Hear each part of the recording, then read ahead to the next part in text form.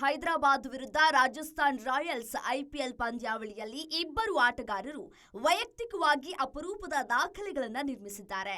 ಸನ್ risers Hyderabad ಪರ ಸ್ಫೋಟಕ batting ಮಾಡಿದ ಇಶಾನ್ ಕಿಶನ್ ಕೇವಲ 47 ಎಸೆತಗಳಲ್ಲಿ 6 ಸಿಕ್ಸರ್ ಮತ್ತು 11 ಬೌಂಡರಿಗಳ ನೆರವಿನಿಂದ ಅಜೇಯ 106 ರನ್ ಬಾರಿಸಿ ಶತಕ ಗಳಿಸಿದ್ದಾರೆ. ಐಪಿಎಲ್ 2025ರ ಮೊದಲ ಹಾಗೂ ಅವರ ಐಪಿಎಲ್ ವೃತ್ತಿ ಜೀವನದ ಮೊದಲ ಶತಕವನ್ನ ಪೂರ್ಣಗೊಳಿಸಿದ್ದು, ಅಂತೆಯೇ ಸನ್ ರೈಸರ್ಸ್ ಹೈದರಾಬಾದ್ ತಂಡದಲ್ಲಿ ಶತಕ ಸಿಡಿಸಿದ ಮೊದಲ ಭಾರತೀಯ ಆಟಗಾರ ಎಂಬ ಕೀರ್ತಿಗೂ ಇಶಾನ್ ಕಿಶನ್ ಪಾತ್ರರಾಗಿದ್ದಾರೆ.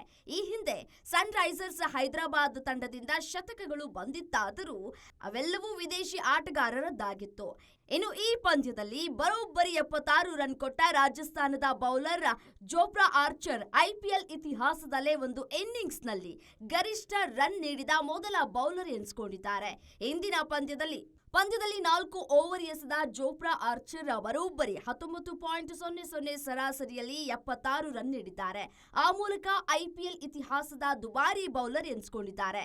ಇದಕ್ಕೂ ಮೊದಲು 2024ರಲ್ಲಿ ಡೆಲ್ಲಿ ವಿರುದ್ಧ ಗುಜರಾತ್ ಟೈಟನ್ಸ್ ತಂಡದ ಮೋಹಿತ್ ಶರ್ಮಾ 4 ಓವರ್ನಲ್ಲಿ 73 ರನ್ ಅನ್ನು ನೀಡಿದ್ರು.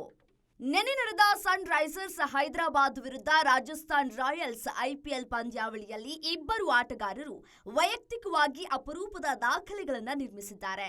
ಸನ್ ರೈಸರ್ಸ್ ಹೈದರಾಬಾದ್ ಪರ ಸ್ಫೋಟಕ ಬ್ಯಾಟಿಂಗ್ ಮಾಡಿದ ಇಶಾನ್ ಕಿಶನ್ ಕೇವಲ 47 ಎಸೆತಗಳಲ್ಲಿ 6 ಸಿಕ್ಸರ್ ಮತ್ತು 11 ಬೌಂಡರಿಗಳ ನೆರವಿನಿಂದ ಅಜೇಯ 106 ರನ್ ಬಾರಿಸಿ ಶತಕ ಗಳಿಸಿದ್ದಾರೆ.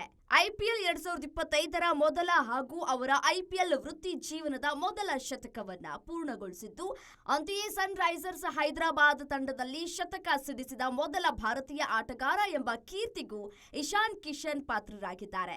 ಈ ಹಿಂದೆ ಸನ್ ರೈಸರ್ಸ್ ಹೈದರಾಬಾದ್ ತಂಡದಿಂದ ಶತಕಗಳು ಬಂದಿತ್ತಾದರೂ ಅವೆಲ್ಲವೂ ವಿದೇಶಿ ಆಟಗಾರರದ್ದಾಗಿತ್ತು.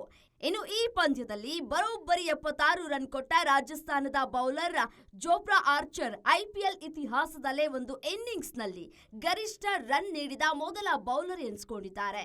ಇಂದಿನ ಪಂದ್ಯದಲ್ಲಿ 4 ಓವರ್ ಎಸೆದ ಜೋಫ್ರಾ ಆರ್ಚರ್ ಬರೋಬ್ಬರಿ 19.00 ಸರಾಸರಿಯಲ್ಲಿ 76 ರನ್ ನೀಡಿದ್ದಾರೆ. ಆ ಮೂಲಕ ಐಪಿಎಲ್ ಇತಿಹಾಸದ ದುಬಾರಿ ಬೌಲರ್ ಎನಿಸಿಕೊಂಡಿದ್ದಾರೆ. ಇದಕ್ಕೂ ಮೊದಲು 2024ರಲ್ಲಿ ಡೆಲ್ಲಿ ವಿರುದ್ಧ ಗುಜರಾತ್ ಟೈಟನ್ಸ್ ತಂಡದ ಮೋಹಿತ್ ಶರ್ಮಾ 4 ಓವರ್ನಲ್ಲಿ 73 ರನ್ ಅನ್ನು ನೀಡಿದ್ರು.